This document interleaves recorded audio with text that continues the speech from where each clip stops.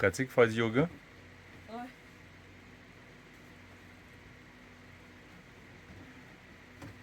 Quand on vide une pièce, faire des travaux dans un endroit, là, ça fout le bordel, c'est pas long. Puis après ça, ça passe plus. Ça, c'est les matelas de la chambre arrière. On y a un peu d'impact. Ouais. Puis le lazy bag, parce qu'on l'a pas encore posé. Chaque chose dans son temps. On porte le même linge depuis 20 jours. On salit, on fait de la mécanique, des travaux d'amélioration et on essaie de s'alimenter comme il faut. Tous les projets sont toujours plus longs qu'on le souhaiterait. Et même une pause dîner semble être de trop. Cette partie-là du voyage est loin d'être la plus glamour, mais ô combien nécessaire pour voyager la tête tranquille.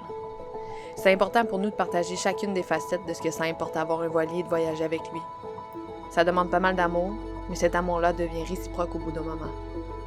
Il t'en redonne en te gardant en sécurité. C'est la base. Ce qui est spécial, c'est qu'un bateau doit vivre sur l'eau, mais doit être sorti une fois de temps en temps. Il se retrouve dans des parcs comme ça, entouré de d'autres gens autant passionnés par ce qu'un bateau peut leur apporter. Au boulot chaque jour, afin de rapetisser le délai pour pouvoir revenir à ce qui les passionne. Naviguer. Dan puis moi, c'est quand même drôle, là. On est les seuls qui startent pas avant... quelle heure, là? Là, il est 10h42. On s'est levé, on a mis notre cadran à 8h, puis on n'a pas été capable de se lever. C'est plus facile, on dirait, se coucher tard que de se lever tôt. Est-ce que je suis la seule? On commence par aller faire le plein de ce qu'il nous faut au West Marine, une de nos nombreuses visites. Ouch. Vous vous rappelez la réparation que Danny avait faite dans le Gulfstream? Ça, c'est notre vieille anode. Puis il avait mis une autre anode pour bloquer le cutlass Svering qui voulait sortir. Fait que là, aujourd'hui, on répare ça. Yeah. Notre hélice était trop serrée. L'enlever a été toute qu'une aventure. Ils ont tellement divorcé après qu'on a eu peur de crochir le shaft. On s'en va donc le faire analyser au machiniste pour s'assurer que tout est bien droit et en bon état. Et heureusement, c'était le cas. Non, oui, il est en train de reculer la flange, ça fait que ça marche. On a emprunté un poller au monsieur qui fait de la mécanique dans la marina. On a sorti l'hélice en premier. Puis là, on est en dedans. J'ai enlevé les 4 boats qui tiennent la flange ici à la transmission habituellement. Puis là, j'ai installé le poller. Le poller, c'est ici avec la vis, puis lui, il pousse sur le shaft. Puis vu que la braquette est bottée sur la flange là, ben, elle tire la flange vers la transmission. Le shaft, je l'ai reculé vers l'extérieur. On a soumis une paire de channel lock sur la flange parce qu'elle glissait, elle faisait une tournée. Si j'avais eu assez d'espace ici, si le shaft le log avait été plus loin, j'aurais pu mettre l'impact, mais c'est vraiment trop pogné, nous autres. C'est quand Danny dit qu'on est tout pogné, on est tout pogné. Pour filmer. Le monsieur, il n'a jamais vu ça de toute sa carrière. Il a l'air d'en avoir vu d'autres, le monsieur. Monsieur, j'ai jamais vu ça, un hélice pogné de même. Ouais, jamais vu ça.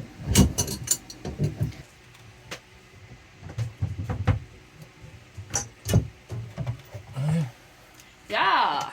Parce que si tu cognes dessus, tu peux. Ben, en partant, je suis pas sûr que ça aurait vraiment marché. C'est assez rentré tête. Là. Mais en cognant dessus, tu peux. L'accrocher, là, la flange. Ou crocher le shaft peut-être. Là, mais avec le puller, il sort droit. Puis il arrive pas. On fait pas de gaffe. C'est là le morceau qu'on voulait sortir. Ça.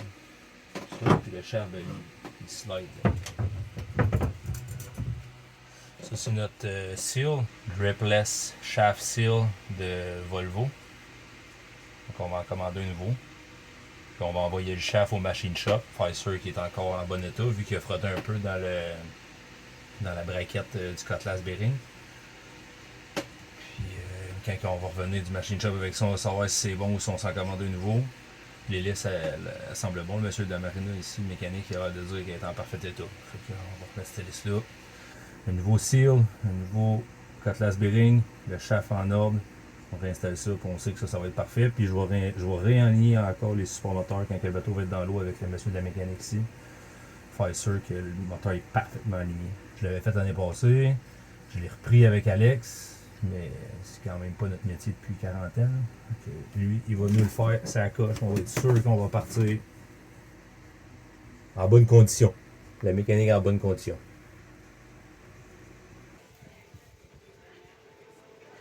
Vieux Cutlass Funny.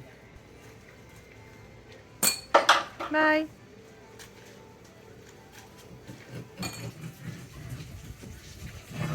Yeah! C'était pas trop un projet long. Le bout qui est fucké, là, mais le machiniste ça va être bon pour enlever ça. Sinon, il a dit on va juste repercer un trou de l'autre côté. C'est rien que pour la cutter pin. Ça. On a assez vargé dessus. C'est ça que ça donne. Allons-y. Ouais, s'il est pas croche ou s'il est pas craqué. On va checker ça. C'est ça là. Ensuite, on nettoie l'hélice et on la peinture.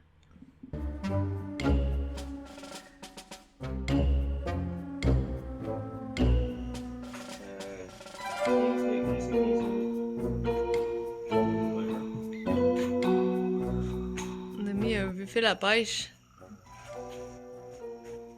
pour tenir notre hélice pour la peinturer.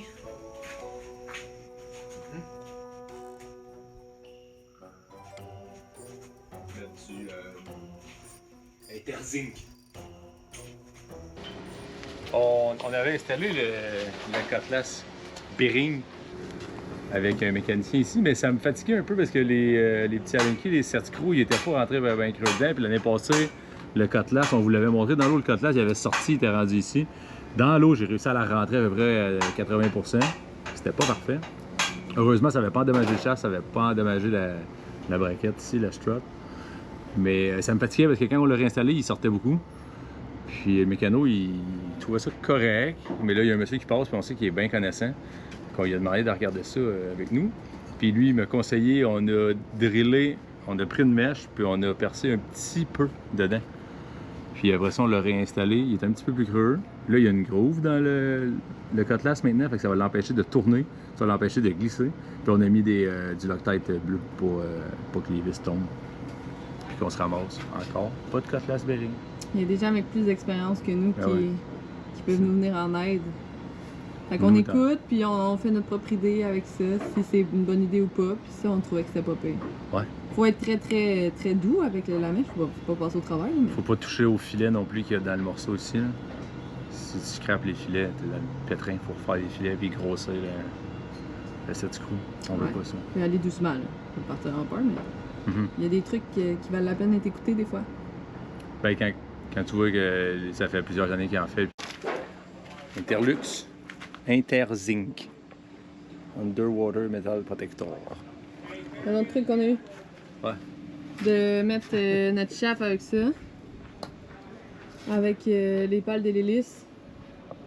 Parce qu'il y a plein de choses qui essaient de vivre sur notre bateau. On est accueillant, là, mais ça ne nous dérange pas qu'il soit pas collé sur notre hélice.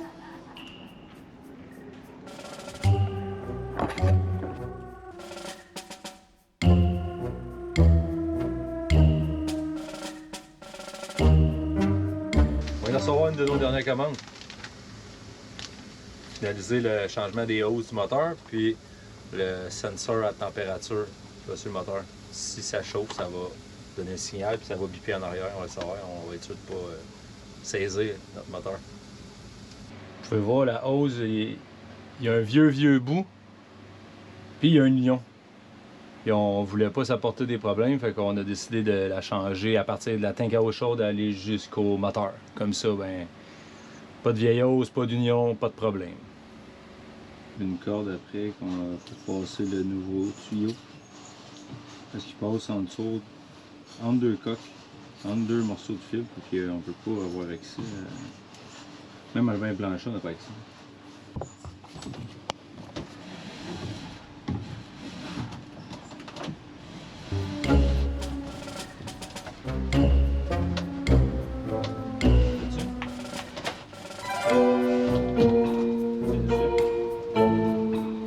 Maintenant, notre tuyau à Prestone est flambette, sans union.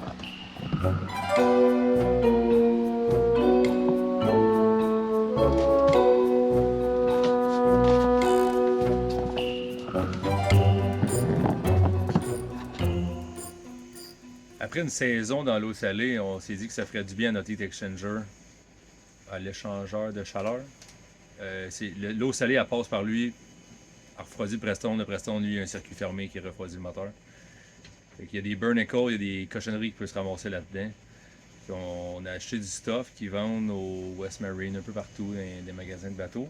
On a acheté du produit qui est fait pour ça, mais on savait pas comment le mettre dedans sans endommager le moteur puis d'autres choses, puis on savait pas trop. Mais là, j'ai trouvé j'ai fait des petites recherches, j'ai trouvé la meilleure solution, je pense. Fait que j'ai utilisé notre pompe de douche, une petite pompe qu'on avait, c'est la plus petite qui se fait, là, c'est une sortie 3/4, mon tuyau c'est du 5,8, puis j'ai mis un coude, un reducer, c'est connecté là, puis j'ai pris du 12 volts dans ma table à carte, j'ai une prise de 12 volts, puis je me suis connecté dessus avec des petits connecteurs bien simples.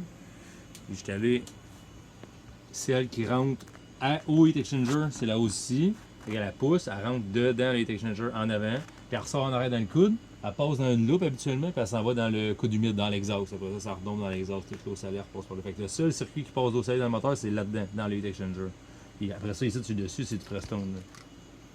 Donc là, ça, c'est un circuit fermé, que lui, il refroidit le moteur après ça, par là, puis je l'ai loupé, dans le fond. Fait que là, ça rentre dedans, ça passe par le heat exchanger, puis ça ressort ici.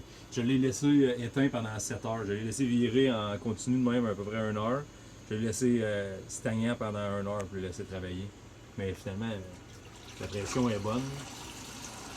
C'est bien clair encore, vraiment il est en bon état, mais on veut vraiment pas que ça bouge parce que s'il y a un problème avec ça, on peut briser le moteur. On ne cherche pas les problèmes. Fait que aujourd'hui, on va poser ça. J'ai déjà commencé à poser des nouvelles hoses entrée de mer. Le circuit, il part en arrière. Là-bas, tu passes coque. Il passe par c'est comme un passoire. Il passe par là, il vient ici. Il rentre dans la pompe à eau de mer. Raw water pump. Là, ça monte ici. Ça rentre dans le heat exchanger. Ça ressort en arrière. Ici. Puis là, je vais installer la loupe que je viens de vous monter. Là. Ça passe là-dedans, puis après ça va ici, dans l'exhaust. Ça retourne dans l'exhaust, ça retourne dans l'eau par là. Depuis l'an passé, on a une fuite de diesel reliée à... Une rondelle en cuivre. On les a changés au moins 5 fois l'année passée. Puis j'imagine qu'ils étaient toutes pas de assez bonne qualité. Fait que le diesel coulait encore. Là, on est à la recherche de la fuite de diesel. YouTube nous amène des belles connaissances. Puis, il y a quelqu'un qui nous a écrit puis qui nous a dit que si on avait de la difficulté avec notre moteur diesel, on pouvait lui écrire. Puis Frédéric Montreuil, super gentil, il a pris du temps avec nous pour trouver chaque petite chose qui pourrait couler encore. Nous, la coupable, c'était elle là. Mais il y en a une là, une là, une là.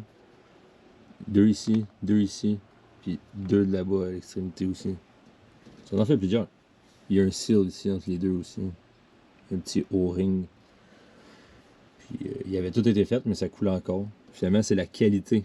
C'est la qualité du copper washer, de la rondelle de cuivre, qui faisait que ça coulait. Moi, je les avais changés, j'avais acheté un kit.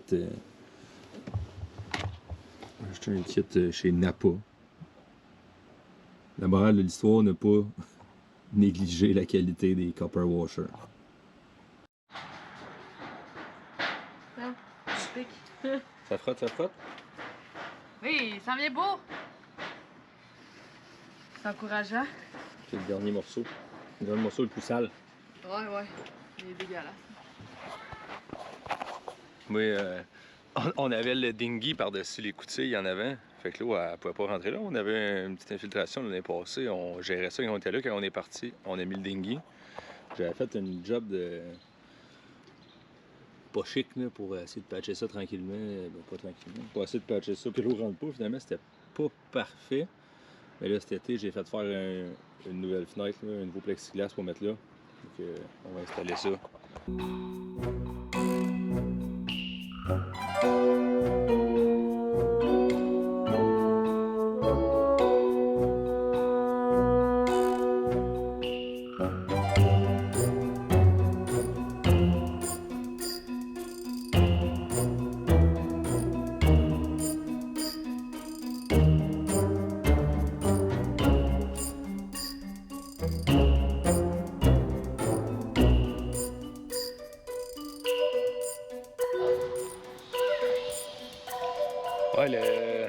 tape bleue, ça fait pas partie du processus habituel, c'est parce qu'il s'est remis mouillé. On pensait être correct, hein, mais comme soleil, nuages. Il y a plus tout à l'heure, la météo était supposée d'être clémente. Là. Il était supposé de pas pleuvoir avant 7 heures quand je regardais le radar et tout ça, mais là, il pleut.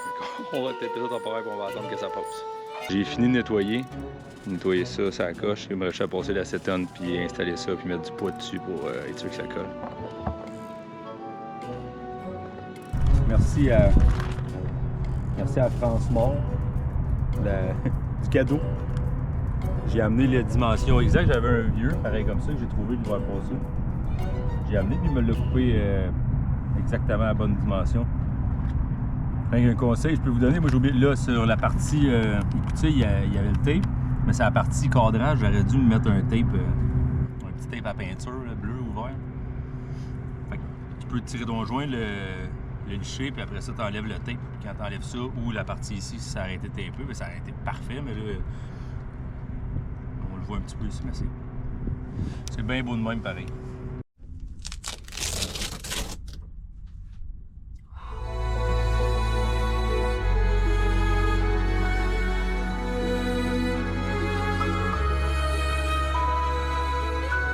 Pour avoir plus de détails pour notre mécano diesel qui offre ses services à distance, le lien se trouve dans la description du vidéo, juste en bas.